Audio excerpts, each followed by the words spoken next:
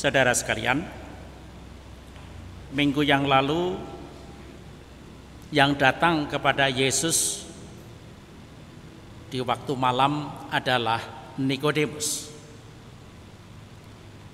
Dan Nikodemus adalah orang Yahudi, terlebih lagi orang Farisi dan pemimpin serta pengajar orang-orang Yahudi. Hari ini yang datang kepada Yesus adalah orang lain lagi, yang disebut di sini beberapa orang Yunani. Dan mereka datang melalui kedua rasul, Andreas dan Filipus. Rupa-rupanya dua orang rasul ini dari segi kepribadian barangkali orang yang supel, mudah dikenal, mudah bergaul, dan barangkali juga kedua orang ini menjadi semacam humas atau public relation, begitulah pada masa itu. Dan mungkin itu alasan mengapa orang-orang Yunani itu datang kepada mereka. Dengan begitu terang-terangan mereka mengatakan, "Tuhan, kami ingin bertemu dengan Yesus."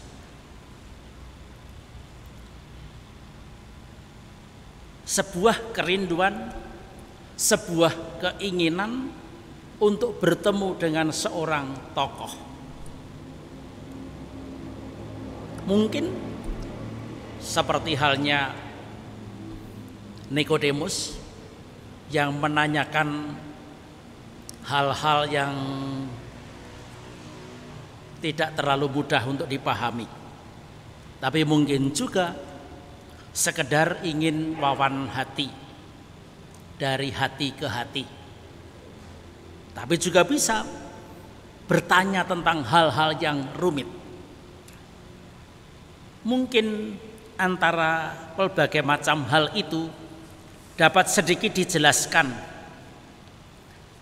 oleh apa yang dikatakan oleh Paulus kemudian, yang ditulis oleh Paulus kepada jemaat di Korintus pada bab 1 ayat 22 sampai 24. Dia mengatakan demikian: orang-orang Yahudi menghendaki tanda dan orang-orang Yunani mencari hikmat, tetapi kami memberitakan Kristus yang disalibkan. Untuk orang-orang Yahudi suatu batu sandungan, dan untuk orang-orang bukan Yahudi suatu kebodohan. Tetapi untuk mereka yang dipanggil, baik orang Yahudi maupun orang bukan Yahudi, Kristus adalah kekuatan Allah dan hikmat Allah. Jadi orang-orang Yunani yang datang kepada Yesus itu masuk kategori apa yang disebutkan oleh Paulus tadi. Mereka mencari hikmat, mencari pemahaman yang lebih dalam, dan mereka juga karena datang kepada Yesus seperti halnya Nikodemus juga, mereka ini adalah orang yang mau mengikuti jalan hidup Yesus. Dan mungkin juga itu alasannya mengapa kemudian Yesus menyampaikan pengajaran tentang biji gandum yang jatuh ke tanah.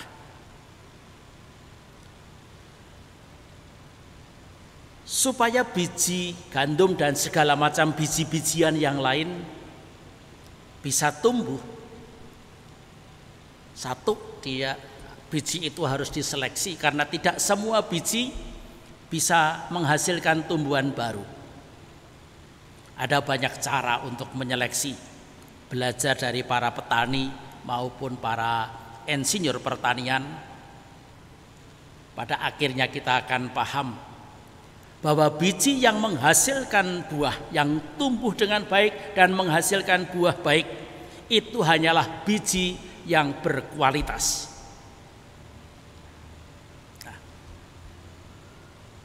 Jatuh ke dalam tanah itu kalau dalam bahasa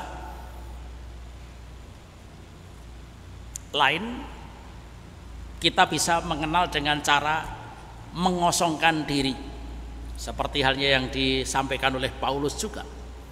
Yesus telah mengosongkan dirinya. Dalam bahasa Yesus, barang siapa mau mengikut aku, ya harus kehilangan nyawanya. Harus menyangkal dirinya.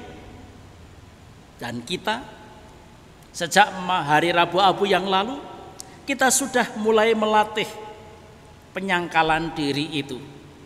Mulai melatih mati raga.